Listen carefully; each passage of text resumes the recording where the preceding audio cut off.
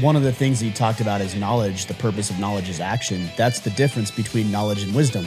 I really don't care how much you know. I care about what you do with that information. And that's the difference between knowledge and wisdom. And we should all be moving towards wisdom, which is practical application of the knowledge at hand.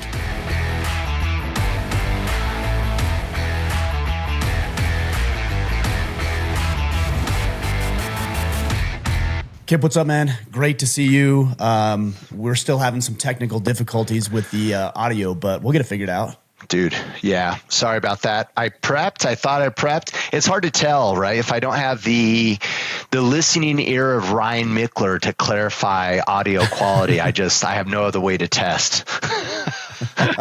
Well, I don't understand why technology is the way it is. You know, like I could leave. I could just leave my desk right now, exactly the way it is, and not touch anything, and then come back 3 hours, fire it up, and all of a sudden it's not working. I did nothing. I changed nothing. I bumped nothing. I didn't unplug anything. And everybody says, you know, oh, if technology's not working, it's user error. I'm like, I don't know. Maybe AI is getting into it and it has its own mind or something, but something's going on. Memory leaks, updates to software we don't know about. I mean, you know what I mean? The possibility. There's so many variables, right? But but in our minds, right, it should be simple. So how you doing, man? Wild week to say the least. Yeah. Last time we recorded, a lot has happened since last week, and it's just, I don't know, it's crazy. How are you feeling? Yeah, well, very, very on edge, very on alert. And it's just disturbing the amount of people who are celebrating Charlie Kirk's death. Unreal to me. I'm not saying you have to agree with the guy. I'm not saying you have to like the guy. And there's also this other side of it where people say political violence is never acceptable. I don't know if that's true either. Take for example Hitler. If you or I had the chance to go back in time and take out Hitler for his political stances and a cultural viewpoint, would we do it? I think 99% of people would say yes. Yeah. And I think it might be justified. Now, here's where it gets tricky. If people villainize others for being fascist or Hitlerian or promoting tyranny, even if they're not, then they can justify violence, not words, actual violence against another party. And that's the biggest issue is you have to convince yourself that this is an evil person and the world is better off without them in it in order for you to rationalize shooting somebody. It's insane to me. Yeah. Yes, totally agree. And same, right? Like the disturbing part is the celebration of it, the loss of humanity from people's point of view, and the connection of this idea that what someone says, that someone's words ultimately affect me, that there's a lack of ownership in my response to something, and through that way of thinking that I can justify violence or even justify the celebration of violence, of taking another human's life because I disagreed with them. It is. Yeah. And I know this is a stretch, and maybe it's my play from a leadership perspective, but this is victim mentality. This is a prime example of people believing that what other people think, what other people say, ultimately determines their level of happiness in their life, and they've relinquished that control to other people. And it helps them justify the lack of their humanity towards others. It is sad, to say the least. Well, it's been gnarly. It is sad, but the other thing that people who are celebrating the death of Charlie Kirk, what they don't realize yet, and they will, is the same attitude of celebration towards somebody they don't agree with will eventually be aimed at them.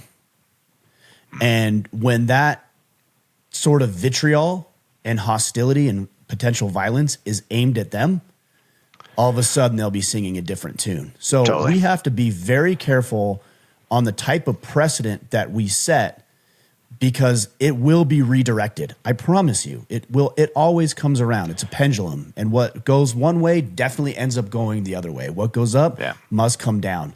So be careful what you promote. Be careful what you celebrate, and ask yourself, would I celebrate this behavior or this set of circumstances or this action if it was directed at me or people I love? And if it's not, then be careful, because it will come back to you. Totally. I mean, there's evidence of this already. You saw the guy that literally like moments after the shooting, like was caught celebrating. Did you see that guy? Long hair, curly hair. I've seen a bunch of them. Yeah, literally right there, right, with Charlie Kirk in the background where he was, hands up, celebrating, on a right? shoulder, on somebody's shoulders or something. No. Yeah. I think he was just standing there celebrating right this. Everybody smiling. was crouched down and he stood up. Yeah. Yeah. And, look at this guy's tune online. I'm worried about my family. All of a sudden, like, he's like, please have some humanity towards me. Right. And you're like, easy.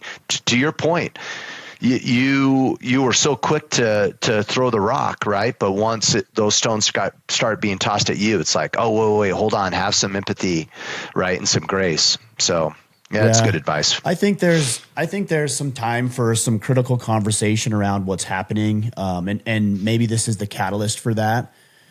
It really is unfortunate. Obviously, I re-released an episode with Charlie Kirk last week. I think it was Wednesday or Thursday of last week it was Thursday of last week that I re-released that episode. And this is somebody who I've had on the podcast. One of the things I struggle with is the misrepresentation or mischaracterization of Charlie Kirk. People say he spread hate and hostility. I've watched a lot of videos over the past 3 to 4 days, and I see a lot that can be misconstrued as hate or vitriol or hostility by people who are looking to be offended by something. But just speaking plainly and disagreeing about something, whether it's homosexuality, transgenderism, open borders, Israel, you name it. I have yet to have seen a video that I would call hatred towards somebody else that wasn't just taken completely out of context. And if somebody has something that they can show me, DEI is another one. Yeah. Women and men's sports, men and women's sports. If you can show me something, then I will stand corrected, and I would like to see that. But as of yet, I've seen a lot of things that would offend very soft people, not people with some common sense and the ability to use some nuance and exercise some discernment. Yeah, absolutely. I mean, let's be frank. Most of these people that are demonizing him, they probably never even heard of Charlie Kirk until last week. The same thing. I was saying the same thing to my wife last week. I was like, it's fascinating to me how many times I've heard that he is racist. I have followed Charlie Kirk for years. I've never, ever heard anything slightly racist come out of his mouth. Not once. No. So I'm like, what are you guys talking about? What are these sound bites supposedly of him being racist? And I would probably argue you probably can't find them because they don't exist. Now, I might be wrong. Maybe there's moments or something. I don't know, but I haven't seen anything. Well, look, you put a camera and a microphone on you as often as somebody like that did, you're bound to say something dumb. And if it was dumb and it was said, then let's address it. But if somebody says, oh, he's a racist because he said X, Y, and Z, I'm like, can you show me? Can you point? I would like to see that. Genuinely, let me see that. And their answer is, well, it's everywhere. It's just everywhere. Google it. It's everywhere. Yeah. Yeah. If it's everywhere, it should be really easy to prove, but it doesn't seem to be. Yeah, absolutely. Cool, man. Well, I don't know if you had another headline or other thoughts that you want to cover before we jump into questions today. Okay. That's it. The only other thing I would say is, in moments like these, we really need to consider what we ought to do in our lives. And people say all the time, oh, well, we need to stop talking and start doing something. They'll even tell me that. It's like, yeah. I've poured 10 years of my life into building up the cause of good and righteous masculinity. And when people say, well, you should do something, I believe that when we band men together, when we talk for thousands and thousands of hours at this point between ourselves and having other great men and women on the podcast, discussing what it means to be a man, figuring out how we can better serve our families and our communities, how we can start businesses, how we can make more money, how we can get in shape, how we can be situationally aware, how we can get closer to our walk with God and spirituality. That is me doing something. That is us doing something. And here's what I would say. If you come to me with an idea and you say, Ryan, and you start pointing your finger at me and you tell me what I should do, I'm going to point my finger back at you and say, you should do that. That's what we need. I'm in my thing. I'm doing the thing that is important to me. This is that important. I feel like this is the cause that we need to embrace, which is why I'm doing it. But there's surveys, and you could attest to this with your leadership work, Kipp, that upwards of 70%, it's probably even higher, of people in the workforce are dissatisfied with their job. That means hundreds of millions of people are going to work every day doing something they aren't passionate about. So don't come to me and tell me what I should do. Look in the mirror and ask yourself what you should do, because you're not happy with your life. You're not satisfied with your work. You're finding no meaning, purpose, and significance from it. So when you think I or somebody else should do something, let that be a reminder that you should be speaking to yourself, that you should be saying, I should do this. This is important to me. Here's a cause I care about. Here's an injustice I see in the world. And get in the game. That's on you. And I'll keep doing what I can do. And I'm not saying I'm not open to suggestions and ideas. That's not what I'm saying. But if you think that I should be the one or somebody else should be the one, no, you should be the one, and I'll help you do it. Yeah. Amen. All right. So for this week, we have questions, all thing money, right? That's our theme. From the questions that we pose to the Iron Council. We'll just jump right into these if that works for you, Ryan. Let's get after it. All right. Karen Gill, you have more wealth. Go ahead. First, let me say one thing. I am not a financial advisor. I am no longer a financial advisor. I was at one point in my life. Rules and laws and tax codes have changed. Please don't message me and ask if I can help you with your 401k, because I can't and I don't want to, but I can send you in some different places. We're going to do the best we can with the information we have. And if I don't know something, I will just say, I don't know, look to so-and-so to figure that out. Perfect. I love the disclaimer. All right. Karen Gill, you have more wealth or high six-figure, seven-figure earners in your network than most men. What's something you see that's wealthy people do that everyday men don't? Mindsets, habits, investing, financial instruments, priorities, and etc. Whatever you deem worthy to share.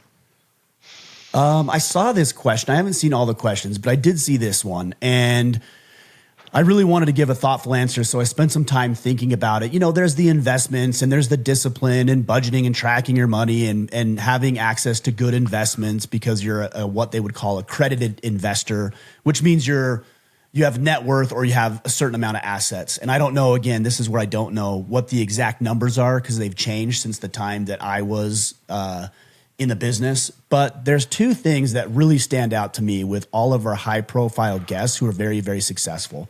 They do two things. Number one, they invest in themselves. Now, none of this is exclusive. That's not all they're doing, but this is a trend. Trends. Yeah.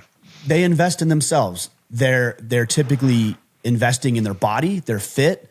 Maybe they hire chefs or nutritional coaches at the gym, but they're willing to invest money into improving their performance, mental, physical, emotional, public speaking, career skill sets. They are just willing to put money into themselves. And I don't think a lot of people do that. I don't think average income earners do that. I don't think those with a moderate level of success or wealth, I don't think they do that to the degree. And I believe that because I've seen it time and time again, that the individuals who have high levels of wealth, they invest heavily in themselves and they look for deficiencies and they pour money into it. That's number one. Number two is they invest in their people and they know how to network really, really well. we've all heard the phrase, your network is your net worth. That to me is completely accurate. And the people who are movers and shakers, they are always the most connected. They know the most successful people. They know the people with the most amount of wealth. Those are the people they know, and they rub shoulders with, they break bread with, they engage in other activities, hunting and vacations and trips with those individuals. And on the surface, you might say, well, it's easier to be around wealthy people when you're wealthy.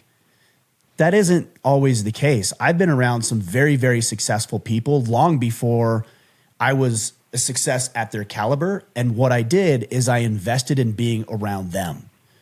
So I would go to conferences, I would buy programs, I would buy courses, I would share their material, I would promote their courses and their books. I would go and try to be around these people and add value to their lives, because I noticed that if I did that, not only would I be served because I'm consuming this great content and applying it in my life, other people will be served because they're getting the benefit of having me invest and then bringing that information to them. But also those individuals will be served because now they have somebody who's going to promote them and somebody who wants to see them win and somebody who wants to see them succeed. And in turn, the law of reciprocity states that essentially if somebody feels like they owe you something, then they're going to feel inclined to pay it forward and pay it back to you. So those two things stand out. They invest in themselves and they invest in their people. Other things, sure, but those two really stand out. I love it. One thing that comes to mind is they're not, and it goes back to kind of your soundbite there around the events from last week with Charlie Kirk, right? And people pointing the finger and saying, oh no, Ryan, maybe you should, or other people need to, or I wish we had politicians that would do this. I mean, it doesn't take, how's this? We can self-evaluate this fairly easily. Sit back, look at the people in your life that's their typical messaging.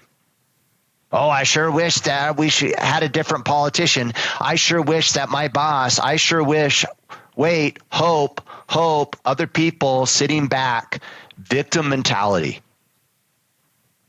Most of those people are not successful in life. Why? Because they're waiting and hoping for someone else to do something. And I think we can all just self-evaluate, right? And look at the people that are getting after it are usually the individuals that deal in reality. They accept and look at a situation for what it is logically, and they move to action. They do something about it, and they take responsibility and a role in the circumstance or the situation. And I would probably argue, maybe you can agree or not, Ryan, on this, is most successful people that you've been around are doing that. If I look at my circle, the most successful people, they're not waiting and hoping for someone else to figure something out. They are driven, they see an issue, and they move towards it. They're not bitching and moaning about circumstances.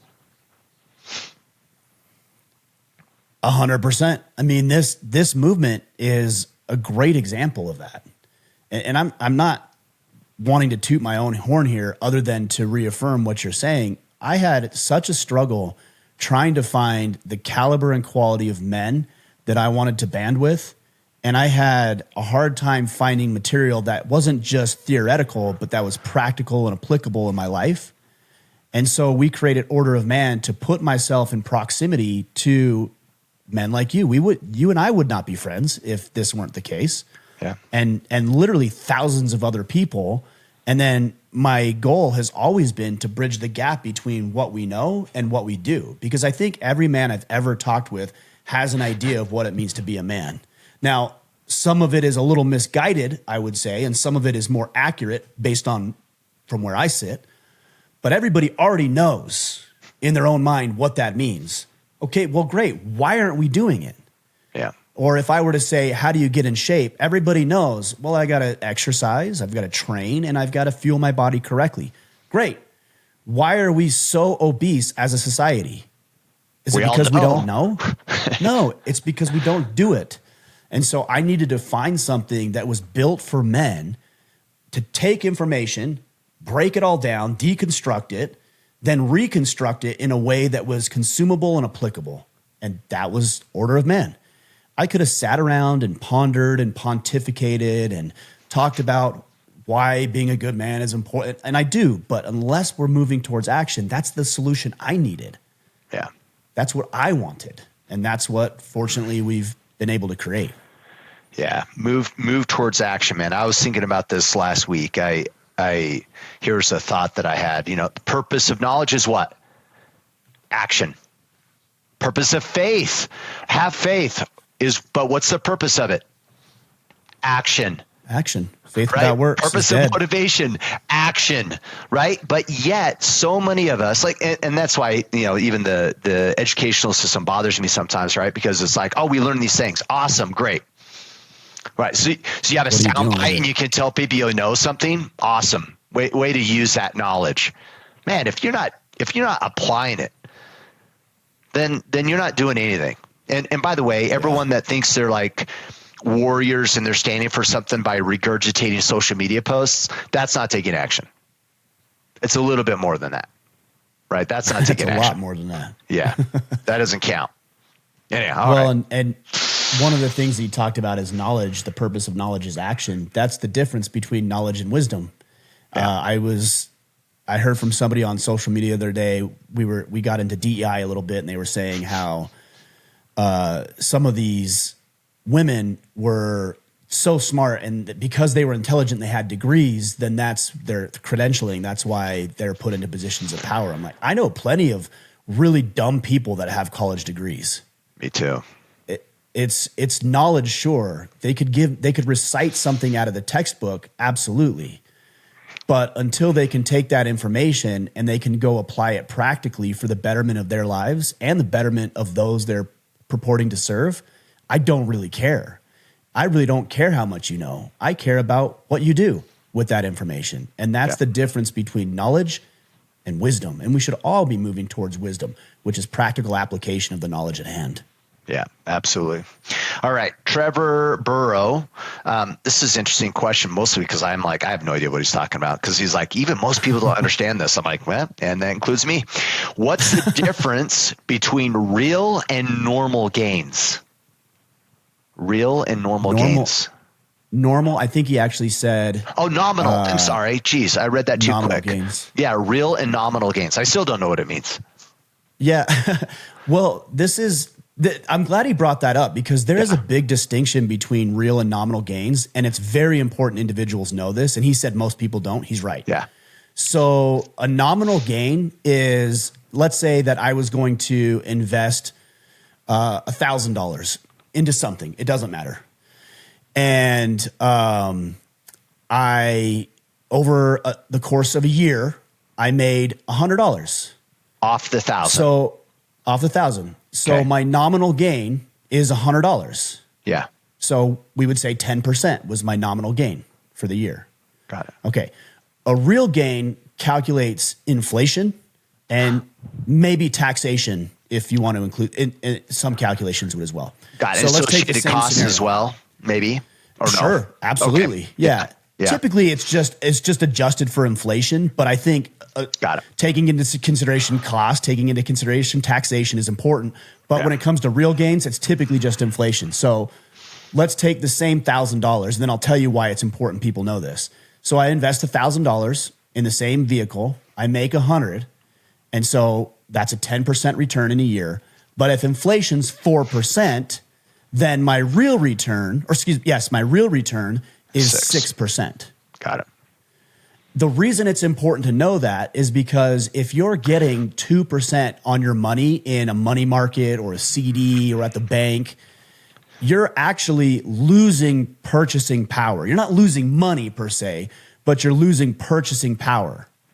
And because you're losing purchasing power, your 2% return is completely wiped out by inflation. So if inflation's 4%, hypothetically, let's say, and that's a whole other argument, because the government will pick what the CPI, Consumer Price Index, is based off of, and they'll cherry pick. So they'll take gas out of it. They'll take milk out of it. They'll usually take the things with the highest inflationary rate to calculate that. So if they say inflation's 4, it's probably 6. So if you're not getting at least 6% return on your money, you're actually losing, for all intents and purposes, spending power each and every year. So that's why putting your money under the mattress, it has its reasons, but you're paying for that. Yeah, you're People losing don't know money that. more What's likely. the cost? Yes, lost opportunity cost. So that's why it's important people know that.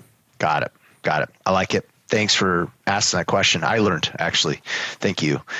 Peter Battencourt. Hey, brother, great questions this week and perfect timing. We're selling our house, and instead of buying again right away, we'll be renting. That means we'll have a decent amount of cash on hand in the very near future. We have a little bit of debt to knock out. So what is the wisest move? Sorry, I had to expand it and I lost my spot. Geez, seriously. Decent money in the near future. We have a little debt to knock out. So what's the wisest move with my funds? Keep it liquid, flexible with earnings of the rent, put a portion into investments, or hold it aside for the right property when the timing makes sense. If it were your money, how would you steward it? All right. So there's a lot to go into this. And this is one of those questions where you have to say it depends. Yeah. And I hate when people say it depends. So let me just give some factors to consider, because there are. All right. So number one, you said you have a little bit of debt. Let's just hypothetically say, for the sake of argument, he's got $100,000. Okay. I don't know if it's 10,000. I don't know if it's 100,000. I don't know if it's less or more. I don't know. $100,000 for easy math. I would consider what interest rate is on my debt. So if my debt is, if it's 18% credit card debt, then where am I going to put that? I'm going to get a better rate of return than 18%. And if I pay the credit card off, and let's say my cost of servicing that debt, meaning the monthly payment, is significant, then can I take that $1,000 a month, let's say, and then invest that at a decent rate of return that over the course of 2 years will make up for it, at least put a dent into what I used to pay it off. Then you also have to consider, when are you going to buy a house? If it's in 12 months, I would want more liquidity to that money, because I wouldn't want to put $100,000 into the market, lose 20%, which is possible. And then in 12 months, now you've got 80,000 and you got to pull all that money out. So you're never going to recoup what you lost in the first place. So that's a consideration. The other consideration is, how many investments do you already have? If you've got another 100,000 or 150,000 in investments based on Peter's age, has the potential to grow at a nominal rate of return, then you might have that department checked off a little bit, right? Yeah. And so you don't need to invest, because you're hedging against this money that would be in a safe money market account or CD, because you've got these other investments performing over here correctly. So really, when you look at any investment, you have to look at four things. You have to look at potential rate of return. Okay, you have to look at liquidity. You have to look at safety. And then you have to look at taxation. I was going to say, those are the things you're going to look at. Yeah, I was going to say the taxation is critical, right? Especially on our property, because I don't know what it's called. I've ran into this though, where if we didn't invest the capital off of the sale of the home within a period of time into another property, we ended up having to pay a huge amount of tax. You know what I mean, on that home, right? So it actually served us to turn it around fairly quickly and make another purchase. Yeah, and it really just talking about. Yeah, it's called a 1031 exchange, is what it's called. That's right. And really, what it is usually on a home, if you own the property for, and please do not quote me on this, guys, because these rules, again, they may change. But if you own the property for a certain amount of time, let's say 2 years, for example, then you're able to, you don't have to roll that money over. If it's before 2 years, again, don't quote me on this, then you have to roll that money over, or you'll end up facing taxation on it. That's typically on a capital gains scenario. I think there is a nuance there, Ryan, where if it's a second property, then that taxation comes into play, because we had a house for probably over 10 years, but it was a second property, and we ended up getting taxed on that if we didn't exchange it. Yeah. Yeah, it has So to there's be nuance. Yeah.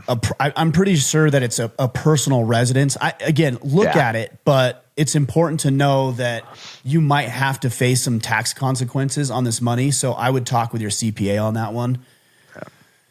If it were me, if I was looking at purchasing, because he asked me if it was me, if it was me in my situation, I would look at, if I was going to purchase a home within a 2-year time frame, I would be more apt to put that money aside and have it be safe, have it be liquid and available, taxed every year, just so it's available. That's what I would personally do, especially if my debt load is 0. So if I don't have any debt, then there's nothing really to pay off. If I have debt that's at 2 to 3%, I'm probably not going to hammer that down. If it's at 18 to 20%, I might take some of that money and hammer that down and take whatever my cash flow that I freed up from paying that debt off, and I would put that into back into that fund that we'll call it your down payment fund. We'll call it. I mean, there's so many different factors in here, but for me, if it was under 2 years, I'd be more likely to have it safe and liquid, meaning that it's going to be taxed every year and it's not going to get a very good rate of return. But that's okay, because that's not the purpose of it. We obviously don't know the reason why Peter would want to rent for a period of time, right, and purchase in a couple years. I'm just curious, would you intentionally wait for a purchase, or would you be buying a home now? Why would you? What are the factors by which you would say, I'm going to do a purchase 2 years from now? And I specifically, right, because I've been in the scenario where, we've wanted to purchase and we're like, oh, should we wait?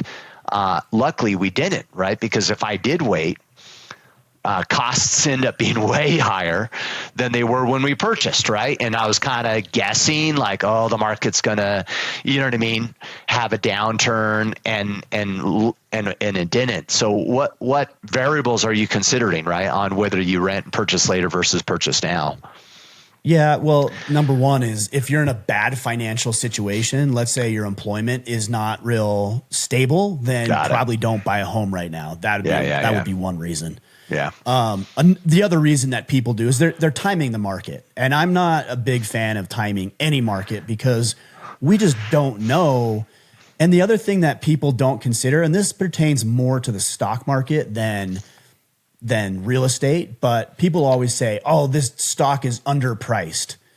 Okay, if you don't think that 300 billion people, or excuse me, 8,300,000,000 people in this country, and all of their spending decisions and all of their income and all of the inflationary factors have been calculated by these people that are largely predicting what markets are going to do, if you don't think that information has already been priced into the cost of your investment, I'm sorry, you're an idiot. You just don't know more than the collective. In this case, you just don't. And so everything that you know about what the stock market's going to do or the real estate market's going to do, everybody else already has that information too, and it's been priced into it.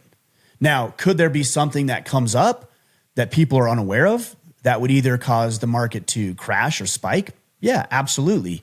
But you don't even know what that is, let alone everybody else.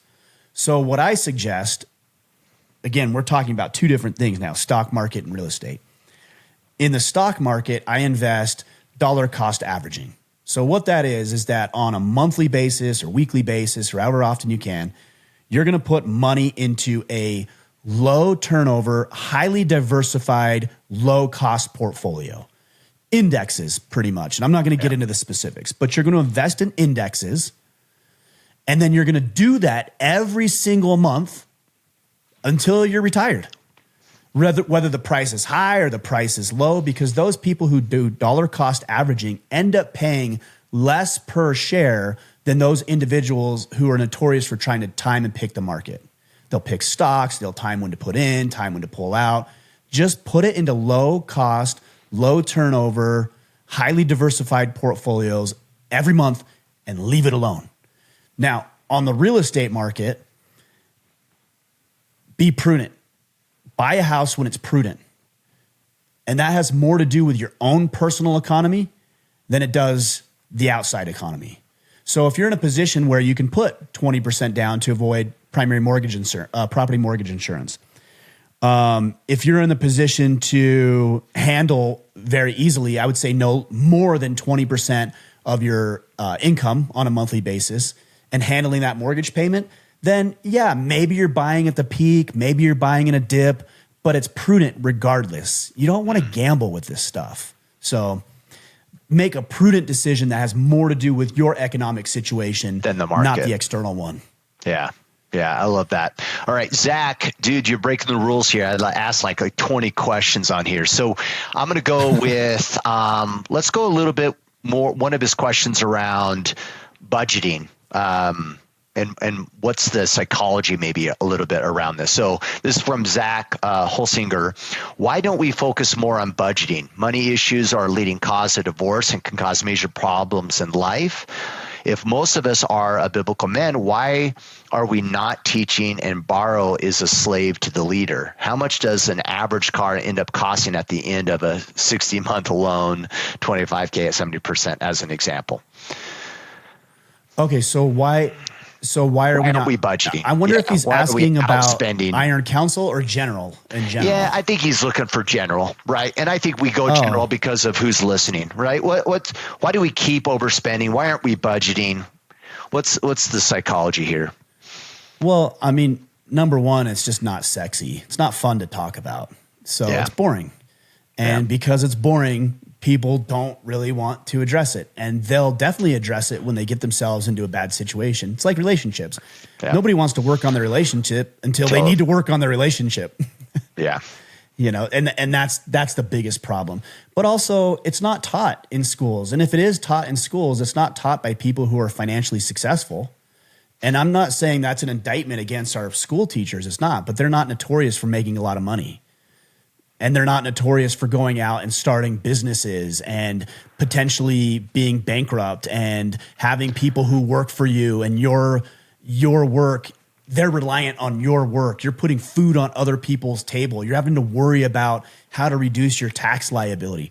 All of these questions are not things that generally a school teacher, unless they have a business or their spouse is in business, that they just don't have to deal with it. Yeah. So you have school teachers, if they're doing it at all, are teaching students things that aren't really going to make you a lot of money. And I know that because those people don't make a lot of money. So it would be like asking somebody who's severely obese to train you to do a bodybuilding competition. It's just not a good thing to do. And so the advice is very surface level. It's very textbook, but it doesn't get into the nuances. And then the other consideration is that money is more than just math. Because if it was just math, then everybody would be independently wealthy because we all know 2 + 2 = 4.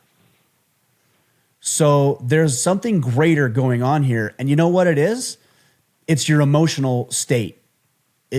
Money is highly emotional. Consider, for example, the fact that probably just based on the statistics that your wife is more likely to go make purchases when she is anxious, because having things, including nesting and buying those things, alleviates some of that for her. Well, that's not a prudent decision. A lot of the times those are emotionally charged decisions. And if that's the case, then there's a lot more behind budgeting than what is 2 + 2. You know, I'm bringing in $10,000 a month and I'm spending $11,000. It doesn't take a math wizard to know that you're $1,000 in the hole every month, which is why your credit card is going up, not by 1,000, but by 12, 13, 1,400, because you're not calculating the interest to service that debt. So unless we start bringing people in who actually know what they're doing and figure out a way to make this more enticing and enthusiastic for people before they get themselves into a bind, we're probably not going to see that change. There's one other factor here, and it's represented by an infinite number of organizations and companies and the government, is you're just enticed and bombarded every single day to be a consumer. Yeah. I mean, I went to the gas station this morning and I got myself a Red Bull and I got my youngest son a donut. And I do that just about every day. And I spent, I think it was $6. And I do that every day. So what's that? $42. So let's just say $50 a week, $200 a month, $2,400 a year in Red Bull and donuts. Wild. So 100 years ago, was I enticed to go down to the Maverick and go get a donut and a Red Bull? No, because it didn't exist. So the environment that we live in is amazing because I can go get a Red Bull and a donut, or I can go get a new mattress and if I need a new mattress, or I can just go to the grocery store and I can get food. But the problem is when I go to the grocery store to get food, I get food, but then I get everything else that's flashing at me and pretty packaging, and it's hard. It's really hard to fight unless you have a strong purpose and reason for keeping yourself in financial check. It's the same thing with food. Yeah. You know, if you want people all the time, why am I not losing weight? Well, let's look at your diet. Okay, you had 3 meals. Those 3 meals equaled, let's say, 1,800 calories. And you're like, yeah, 1,800, that's pretty good. I'm like, yeah, but what about that pack of Skittles that you got at lunch? And what about the donut that your employees brought? And so you didn't have the eggs and bacon at home. You actually had 2 donuts at the office because your coworker was celebrating somebody's birthday. Unless you have a really good reason for putting the donut down and not getting the Skittles, I mean, you could blow an 1,800 calorie diet like that on a pack of Skittles. Now all of a sudden you're at 2,200. Do that twice, you're at 25, 2,600. It doesn't take long. Yeah. I mean, it's instant gratification, right? And when we look at one of the questions, Adam Lewis had around helping our children, towards this idea of saving and investing, I think at the center of it, it's just not learning delayed gratification. This idea that this thing I want right now, I'm not going to do it, right, for some delayed benefit of something else, such as saving my money or not acting on immediate need or desire. We could use that analogy and just apply it to virtually everything: the consumption of social media, entertainment, spending money. I mean, let's be frank, right? And you talked about this in the emotional side of this. It's like buying things is an emotional reaction. People do that to feel better about their day, just like they watch TV to try to feel better about their circumstance. They're all forms of avoidance of maybe difficulty and or distraction from other scenarios or stresses. It's wild. Yeah. I mean, it really is. What was the second question about the car payment or something? Or yeah, he was just using an example, right? How we don't budget, and the example is like, how much money do we end up paying for a car that's a 60-month loan? Yeah, well, I mean, on a $25,000 vehicle, it'd probably be somewhere around $30,000 for that $25,000 vehicle. I don't know what the payment on something like that would be, but there's also car loans that'll go for, he said 60 months, that's 5 years. It could also be 7, 8, 9, 10 years on a car loan, when the average person replaces their car just over 4 years, I believe, 4.5 years. And you're going to put that thing on twice as long a loan? Man, that's crazy. Yeah, get upside down. Simon Pratt, kind of another question on the social side of this. He says, at my wife's high school reunion in rural Pennsylvania, I heard a common belief that wealth can only be gained through dishonesty and exploitation. How do you respond to that type of mindset? Oh, I would just ask question. Number one, ask yourself, do I need to defend financial prosperity? Yeah. Because that might just be an argument I'm not even interested in getting into. So that's number one. Yeah. If somebody really believes that the only way to build wealth is by taking advantage of others, that's a person that's been hurt. That's a person who learned to be a pessimist about it. And that's a person who's probably going to be broke. So unless I have to, I don't really feel the need to get into debates with people about dumb things that they know nothing about. But if you do have to get into it with people, what I would say is, well, what is wealth? What does that mean to you? Yeah. And I don't know, whatever they come up with and say, well, would you, let's say having $1 million is wealth. Okay. Would you like to have $1 million? Well, yeah, I'd love to have $1 million. Well, you can't though. Ever. Yeah. You Because just said if you it's do, impossible. then you just took advantage of everybody else and you're an evil person.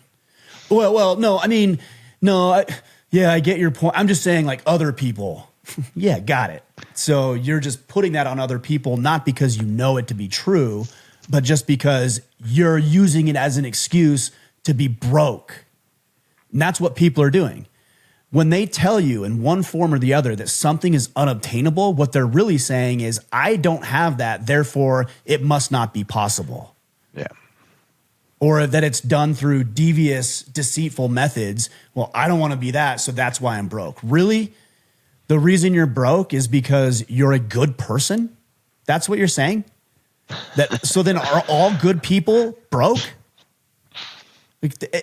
This breaks down really quickly when you start asking questions and you just kind of sift through the nuance a little bit, not being accusatory necessarily, but a couple of really well-formulated questions completely dismantles this argument.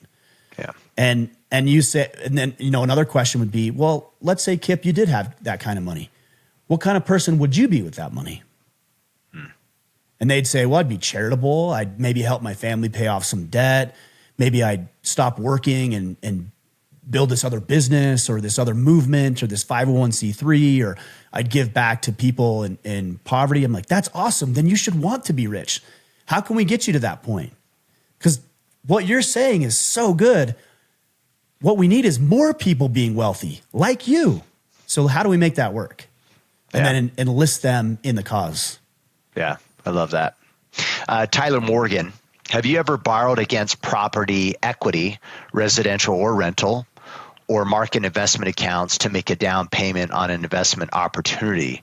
Not talking about guys using a HELOC to somehow pay down their mortgage faster. Yeah. A HELOC is the home equity line of credit. And I can't remember, but there was some gimmicks that you'd take out money out of your home equity line of credit and then pay it back to yourself with interest, which means you're just paying more. So you could just pay more to begin with. There's a lot of little hacky things like that. Yeah. I've never directly done that, but you got to consider that money is fungible. So for example, if I have an investment property, and let's say I could put an additional $100,000 towards that investment property, but I don't, and I keep it in my bank account or I keep it somewhere where I can access it. And then a business opportunity comes in and I take that $100,000 and I invest in that business opportunity. I'm kind of doing the same thing because I could have taken that $100,000 and applied it towards the investment property. So the reason I bring that up is when you're investing, I think the power of leverage is really important. Like it's so amazing. There was another question about rental income. I think somebody had asked earlier, and we can talk a little bit about that. But yeah, when I'm investing, it's nice because there's leveraging opportunities there. So if I buy a piece of property, for example, let's say a rental house, maybe that house is, let's say it's $400,000, and I put down. Maybe I put $40,000 or I put $80,000 into that $400,000 property. Well, somebody else now is paying that mortgage for me and then some. I've got one property that I think my mortgage payment on it, and I think I'm less than 10 years left on it, where I want to say it's right around $1,100. That's principal, interest, taxes, and insurance, right around $1,100. And my rental payment on that for the tenants is about $1,700. So not only is somebody else paying the mortgage for me, I'm also pocketing $500 or so, whatever the exact number is, $600 every single month. That's the power of leverage. Is I don't need $400,000 to do it. I only need 80, and I'm using other people's money to make it work. And everybody wins in that scenario. The person who's paying me the rent, I win. The bank wins because they're collecting interest. It's a good thing all around. Yeah, I love it. The question that was around rental was, do you think real estate rental properties, if done correctly, are a better investment than a 401k?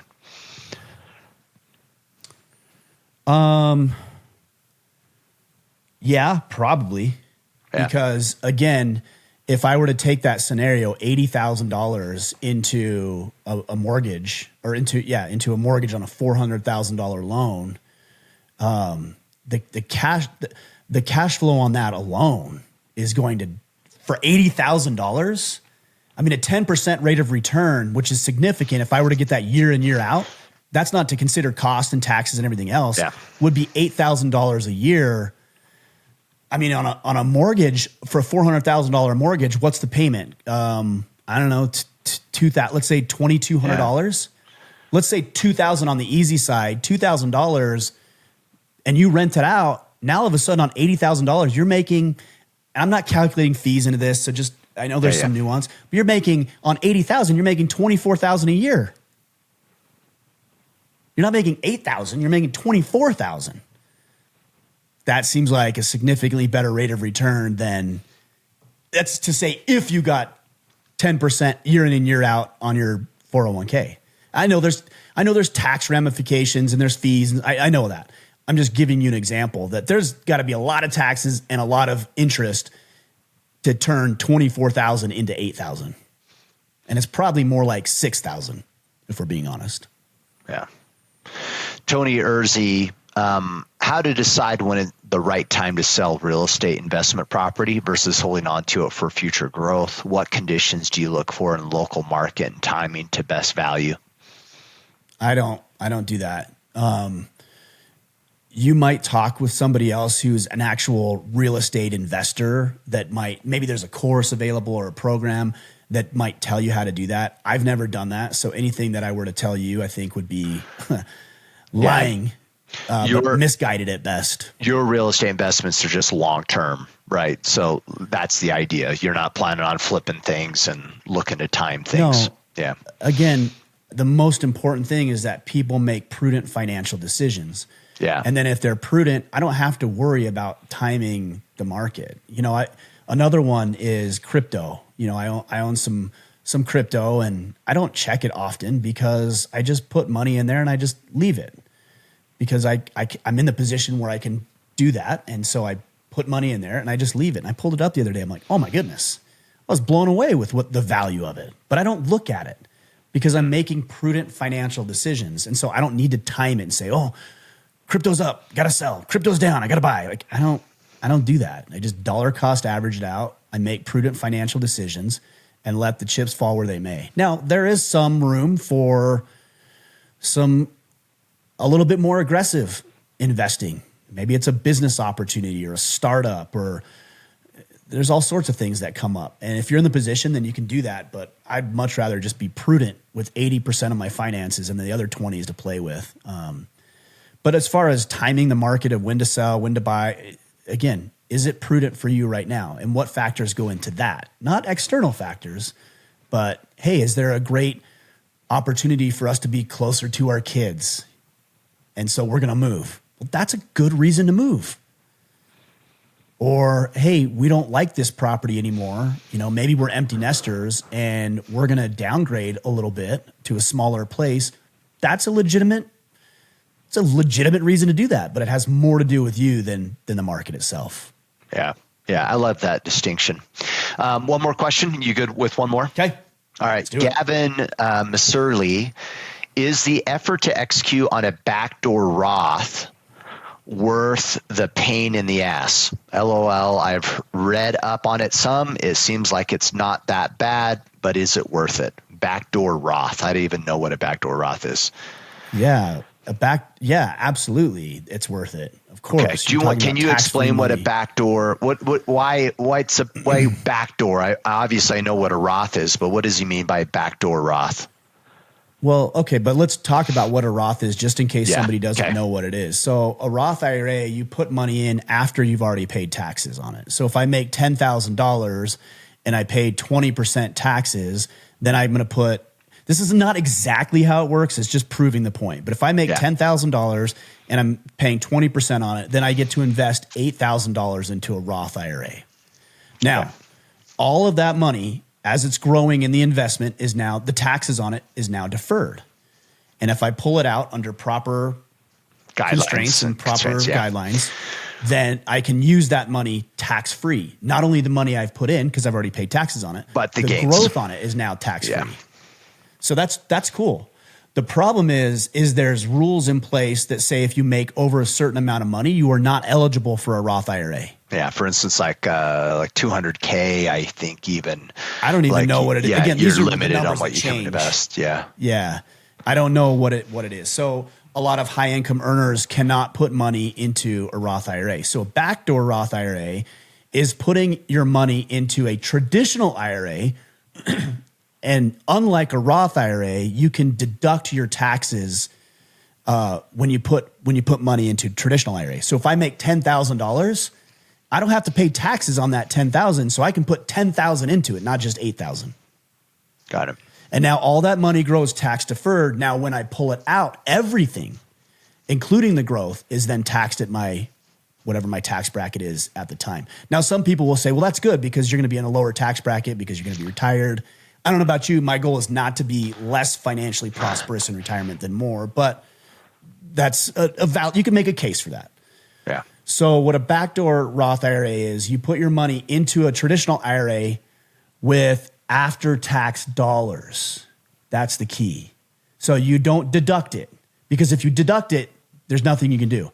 You put it in with after-tax dollars, meaning you've already been taxed, so you put the $8,000 in, and then you immediately roll it over to a Roth IRA, and now everything moving forward is tax-free, including the gains in retirement. Interesting. So yeah, it's worth it. You know, there was another question I saw on Facebook about the 401k. Somebody said that they contribute to a Roth 401k, a Roth 401k, and that their company matches, but the matching is taxed as a traditional IRA. And the individual said, is that worth doing? Of course it's worth doing. Now people will say, well, but you have to pay taxes. Yeah, the company's giving you free money. Free money, any type of match. So you have to pay taxes in retirement on the money that was free. They're contributing. Yeah. So yes, of course you should absolutely. And here's what I usually suggest for people who maybe they have a traditional 401k available at work is let's say they're making $100,000 a year and their company is going to match 4% of whatever they put into their traditional 401k. What I would say is invest the $4,000. That's 4% of $100,000. So invest your own money, $4,000, and then let the company match their $4,000. But let's say you wanted to save 10% of your income. Don't put the extra $6,000 into the traditional. Take the $6,000 and put it into a Roth IRA over here.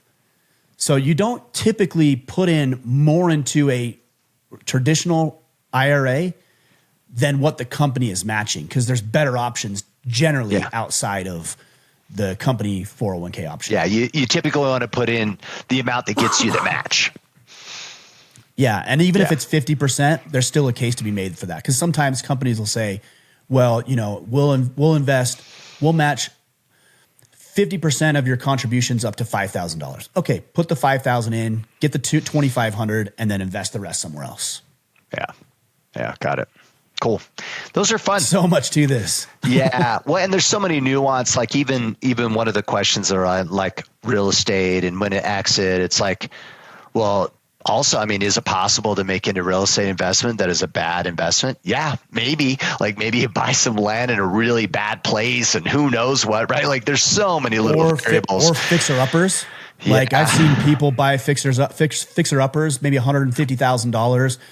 They get into it. They're like, oh my gosh, I thought this was going to cost $50,000 and now we're $150,000 in repairs, and that $100,000 investment is now worth $250,000. It's like, are you going to get that much out of it?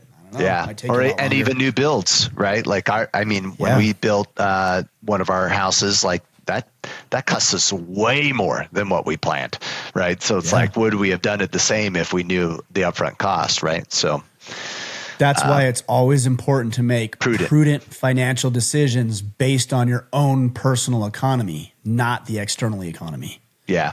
I think that's my biggest takeaway today, actually, based upon all of your comments, is just prudence in your situation, not necessarily reactive, because you see that all the time. People get you, oh, this thing's out here, right? It's like this lost opportunity that they feel emotionally driven to act upon, regardless of whether it will tank their personal life or not. And it's like, well, you get all sideways when you start thinking that way. Absolutely. Yep. Got to be careful. Cool. Well, I mean, what's our big calls to action? I mean, I think it's the big thing. It is. Yeah. I mean, the Iron Council is open right now. And this goes back to what I was saying earlier about recognizing problems and filling them. The cool thing about the Iron Council is you don't need to reinvent the wheel. And I would say over 95% of the men who are listening to this want to be surrounded by other good, righteous, capable, assertive, high producing, high value men. Yeah. The problem is it's really, really difficult to find. And so a principle of investing is leverage. If I can leverage my resources to produce an even higher rate of return or yield, that's a better thing to do than the one-to-one effort. And it's the same thing applies here. You can go out and you can find your own friends. You can absolutely do that. And you should do that. Yeah. But it's a one-to-one effort to return ratio. And it's going to take you a lot of time, money, energy, and resources to go out and build a band of brothers with 4 guys. And it's going to take you years to do. So do that. I'm not saying don't. And I should say, you can leverage. And what that means is that you tap into a group of already existing, like-minded, strong, ambitious men who are already using programs and tools and resources that are going to produce the results they desire and happens to be the results that you as a man want to produce. And it's not going to take you 4 years. And you don't need to go have a bunch of awkward conversations. And you don't need to go through a bunch of guys who aren't actually going to be good friends or good allies of you. You have to vet them. It's already done. You don't have to vet. It's already done. Yeah. So that's the Iron Council. And the cool thing about what we're doing, this iteration, and we've never done it before, is that every man who joins is going to get partnered and paired up with an Iron Council coach. That's a program, Kipp, that you are heading up. And every man that comes into Iron Council is going to get partnered up with a coach to walk them through what they need to learn in the course of about 30 days to get them up to speed and producing results, paying off debt, losing weight, rekindling relationships, having deeper relationships with their children, starting businesses, asking for a promotion, looking better, feeling better about themselves. That's what the coach is designed to do. So we've got about 10, I think, guys who signed up before we even started this as a pilot run. And all of these guys are having significant success inside of this transition into the Iron Council. So if you want to do that, you can go to orderofman.com/Iron Council and get signed up. If you want to know more about how the coaching stuff works and you're ready for a coach, then email me, ryan@orderofman.com. And in the subject line, just put coach or coaching or whatever, Iron Council, I don't care. And then I'll respond back to you. I'll answer your questions. I'll give you some information and we'll get you enlisted in the brotherhood. It's that simple. And we'll get you paired up with a coach. And for the next 30 days, you're going to work. We're going to put you to work. We're going to hold you accountable and we're going to help you get results. Yeah, I love it. And you can also band with us by connecting with Mr. Mickler on the socials, X and Instagram @Ryan Mickler. And of course, we have our Facebook group, facebook.com/group/Order of Man as well, to stay connected in all things Order of Man. Love it, man. Right. Great Good calls questions. to action. I think we have some more for next week. If they're that varied in what we talked about this week, maybe we'll address those or we'll dabble those in with other questions. But I like what we're doing where it's topical driven. So we talked about the last couple of weeks, productivity, daily planning, goal setting, maximum efficiency throughout your day. And this week we talked all things money.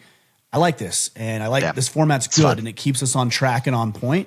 And I think it makes it a more meaningful resource for the guys who are tuning in. So I think we'll continue with this for the time being.